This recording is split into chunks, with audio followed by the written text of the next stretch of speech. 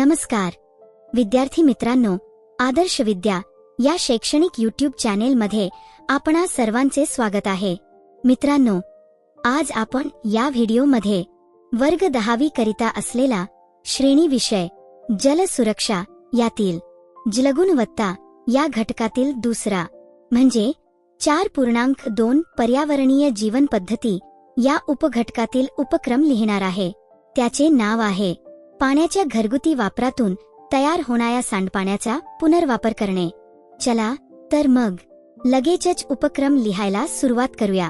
घटक 4 जलगुणवत्ता, उपघटक 4.1 जलशुद्धीकरण आणि सांडपाणी व्यवस्थापन। उपक्रमाचे नाव पाण्याच्या घरगुती वापरातून तयार होणाऱ्या सांडपाण्याचा पुनर्वापर करणे। उद्देश 1. घरगुती वापरानंतर तयार होणारे सांडपाणी वाया न घालवता त्याचा योग्य पुनर्वापर करणे। 2. पाणी बचतीची सवय लागणे। 3. स्वच्छता व पर्यावरण रक्षणास हातभार लावणे। 4. पाण्याचा कार्यक्षम वापर कसा करावा हे समजून घेणे। 4. नियोजित कालावधी 1. 7 ते 10 दिवस प्रयोगासाठी व निरीक्षणासाठी। 1. साहित्य व उपकरणे 1. बादली, ड्रम किंवा टाकी। 2. पाईप किंवा नळी। 3. गाळणी, जाळी, कपडा, ज्यूट बॅग इत्यादी। 4. छोटा टब किंवा भांडे। 5. झाडे किंवा बागेसाठी कुंड्या। 6. साबणरहित किंवा डिटर्जंटविरहित पाणी, कपडे धुतल्यावरचे शेवटचे पाणी, भाजी धुतल्याचे पाणी, हात धुतल्याचे पाणी इत्यादी। उपक्रमाची कार्यपद्धती पाण्याच्या घरगुती वापरातून तयार होणाऱ्या सांडपाण्याचा पुनर्वापर कसा व कोणत्या गोष्टींसाठी केला, त्याची कार्यवाही, खर्च, फायदे, उपयुक्तता इत्यादी संदर्भाने सविस्तर माहिती। 1. कार्यवाही घरगुती सांडपाणी अंघोळ, भांडी धुणे, धुलाई इत्यादी वेगळे केले जाते। ठोस कण व घाण गाळणीद्वारे वेगळे केली जातात। गाळलेले पाणी संकलक टाकीत साठवले जाते। घरगुती फिल्टर किंवा बायोफिल्टर वापरून पाणी शुद्ध केले जाते। शुद्धीकरणानंतर पाण्याचा रंग, गंध व घाण कमी होते। तयार पाणी झाडे, बागकाम, फ्लशिंग व बाह्य धुलाईसाठी वापरले जाते। 2. खर्च 1. साध्या घरगुती उपकरणांचा खर्च कमी असतो। 2. देखभाल सोपी असून विशेष तंत्रज्ञानाची गरज कमी असते। 3. मुख्य पाण्याचा वापर कमी झाल्यामुळे आर्थिक बचत होते। 3. फायदे 1. जलसाठा वाचतो। 2. शहरातील किंवा गावातील जल संवर्धनास हातभार लागतो। 3. शौचालयासाठी वापरल्यास पाण्याचा खर्च कमी होतो।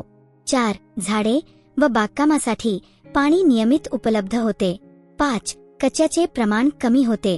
6. पाणी शुद्धीकरणामुळे घरगुती स्वच्छता टिकते। 7.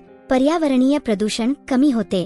4. उपयुक्तता 1. आर्थिक, पर्यावरणीय व सामाजिक दृष्ट्या फायदेशीर आहे। 2. घरगुती पद्धतीने सहज अंमलात आणता येते। 3. जलसंपदा टिकविण्यात मदत होते। 4. पुनर्वापरामुळे जलप्रदूषण कमी होते व पर्यावरण संवर्धन साधता येते।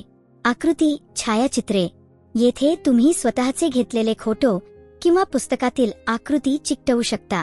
उदा. सांडपाणी गाळणी करून झाडांना वापरताना असे छायाचित्र। उपक्रम करीत असताना स्पष्ट झालेल्या संकल्पना: आ. पाणी शुद्धीकरण व पुनर्वापराची संकल्पना. आ. पर्यावरण संवर्धनाची गरज. ग. जलस्रोतांची कमतरता व पाणी बचतीचे महत्त्व. यातून नवीन काय शिकलात? आ. प्रत्येक थेंब पाणी मौल्यवान असते व सांडपाणी योग्य पद्धतीने वापरल्यास ते उपयुक्त ठरते. आ. पाणी वाचवणे म्हणजे पर्यावरण रक्षणास हातभार. निष्कर्ष 1. घरगुती वापरातील सांडपाणी फक्त वाया न घालवता त्याचा उपयोग बागकाम, स्वच्छता इत्यादी कामासाठी करता येतो। यामुळे शुद्ध पाण्याची नासाडी टळते व पाणी बचत होते।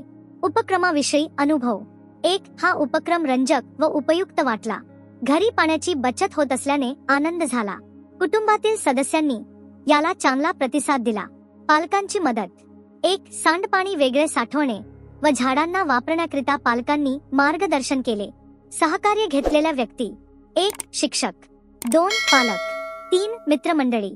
संदर्भ साहित्य 1. विज्ञान इयत्ता पाठ्यपुस्तक, 2. पर्यावरण शिक्षण पुस्तिका, 3. वृत्तपत्रातील पाणी बचतीवरील लेख, 4. इंटरनेटवरील माहिती.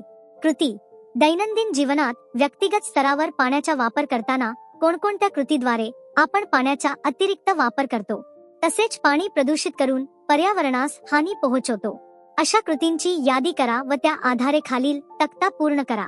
ज्यामध्ये कृती, पाणी प्रदूषित करणारे घटक, उपाय, उपायांमुळे होणारी पाणी बचत, लिटरमध्ये, असे एकूण 4 कॉलममध्ये माहिती तयार करा. दैनंदिन जीवनातील पाण्याचा अतिरिक्त वापर व पाणी प्रदूषण करणाऱ्या कृतींचा तक्ता. कृती, पाणी प्रदूषित करणारे घटक. उपाय, उपायांमुळे होणारी पाणी बचत, लिटरमध्ये, भांडी धुताना नळ सतत चालू ठेवणे. साबण, डिशवॉशिंग लिक्विड, भांडी धुण्याच्या पाण्यात थोडे पाणी भरून धुणे. 10 ते 15 लिटर प्रति भांडी. दात घासताना नळ चालू ठेवणे. टूथपेस्ट, लघुगुणक रासायनिक अवशेष, ट्यूब किंवा पाणी भरून दात घासणे. 2 ते 3 लिटर प्रतिवेळ. अंघोळ करताना नळ सतत चालू ठेवणे. साबण, शॅम्पू, तेल, घाण, बाल्टी वापरून पाणी घेणे किंवा शॉवरचा वापर मर्यादित करणे. 30 ते 50 लिटर प्रति व्यक्ती. भांडी धुण्याचे किंवा अंघोळीनंतर पाणी थेट नालेत सोडणे. साबण, घाण, तेल, खाद्यकण, सांडपाणी संकलन व बागकाम किंवा झाडांसाठी पुनर्वापर. 20 ते 40 लिटर प्रति दिवस. बागकामासाठी नळ सतत चालू ठेवणे. खत, कीटकनाशके, खताचे अवशेष, ड्रीप इरिगेशन किंवा वेळ ठरवून पाणी देणे. 15 ते 25 लिटर प्रति दिवस. गाडी धुण्याच्या पाण्याचा सतत नालेत प्रवाह.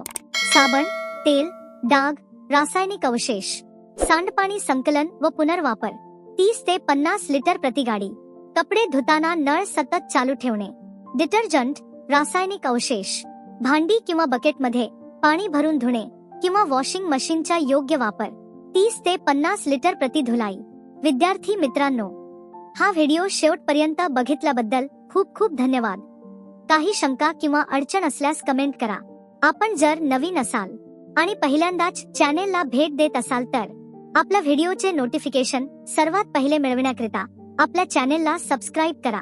आणि हो मित्रांनो, सबस्क्रिप्शन हे मोफत असते बर का. धन्यवाद.